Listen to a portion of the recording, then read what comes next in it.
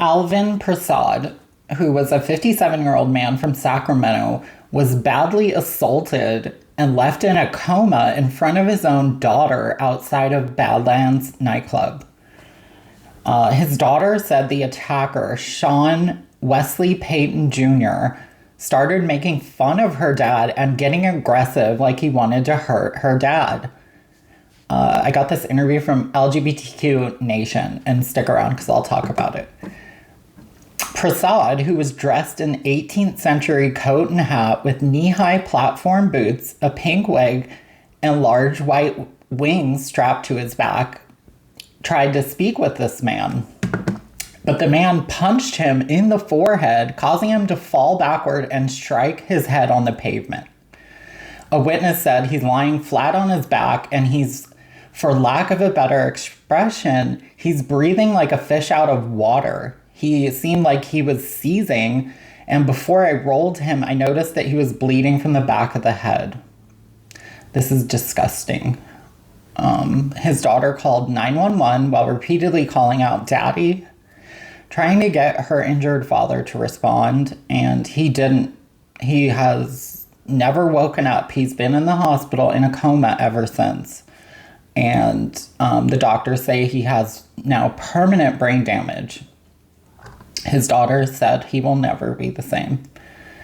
So police arrested the 24-year-old suspect, Sean Wesley Payton Jr.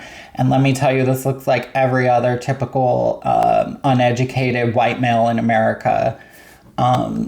They charge him with assault with force likely to cause great bodily injury, personally inflicting great bodily injury, hate crime allegation, and resisting arrest. So hopefully this guy, and he's pleading not guilty. Are you fucking kidding me? He's in jail now, and the court hearing is January 30th. I hope this guy rots in prison. So in this article, they said, we've also learned of several other bias and hate-related incidents in the neighborhood, from attempts to tear down the center's pride flags, to broken windows, to multiple attacks targeting LGBTQ plus people over the last several months. These acts harm our community and threaten the sense of safety and belonging in the place we call home. So there is a GoFundMe fundraiser to help Alvin's family with medical expenses. I'll post that below. So statistics, evidence, and research show that with anti-trans and anti-gay legislation in our country, hate crime attacks are escalated because violent behavior is reinforced through the anti-LGBT rhetoric. There's a large portion of America that is highly uneducated, and this is the MAGA base that Republicans chose to take advantage of and fearmonger in order to create a deadly culture war. A war that's on innocent trans and non-binary children and adults in America. Republicans do not use statistics, evidence, facts, or research. They are fueled by a hatred of anyone that's different than them. Trans people specifically, or in this case, this was a gay man who was perceived as a trans woman, are at the highest risk of violent assault and murder. The problem is more than just a couple hateful people like this guy.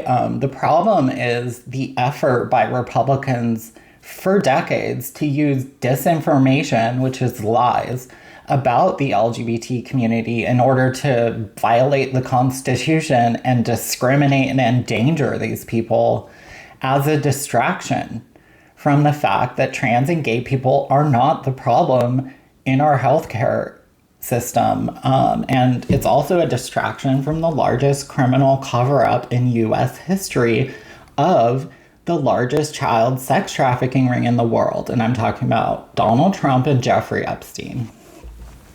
Trans people are only 0.6% of the U.S. population, and Republicans are claiming that somehow trans women are to blame for the healthcare crisis. We are practically a non-existent part of the population. Their arguments center around detransitioning, but they don't even know that only 0.4% of trans people ever detransition. 99% of trans people never do this. Transitioning medically is a very long process with multiple steps, multiple consultations with doctors, psychiatrists, and different types of medical intervention. It can take years at minimum to transition.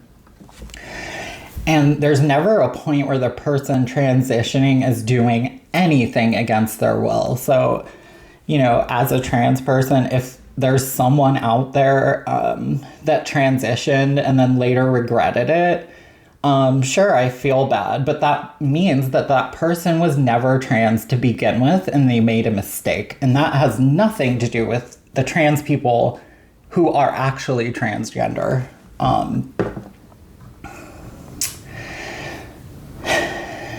And those people that never detransition are 99% of the trans community.